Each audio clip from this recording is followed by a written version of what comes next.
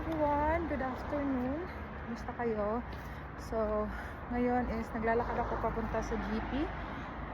Kasi need natin i-update ang GP sa aming bagong address kung saan kami lumipat. And then ang kailangan is proof of address. Buti na lang dumating yung electricity bill namin. So, ito may papakita na ako doon. Nakalipat na kami.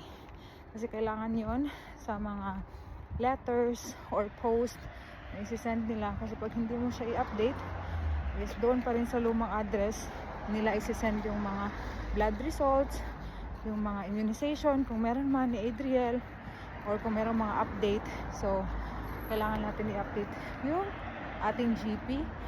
So, ang na-update ko lang before kami lumipat is mga electric, tubig, gas, wifi. So, itong GP ngayon ang i-update natin. So, yan pala yung GP namin dito, guys. Overton Park Surgery.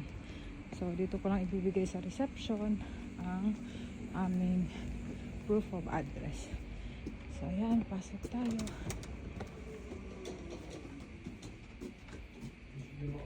So, ayan. Okay na. Update ko na yung sa akin at saka kay Adriel.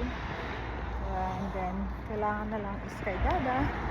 Kailangan niya na mag-request ng bank statement niya kasi lahat ng bills sa account ko nababawas na direct debit. So, wala talagang ma-address sa pangalan ni Dada.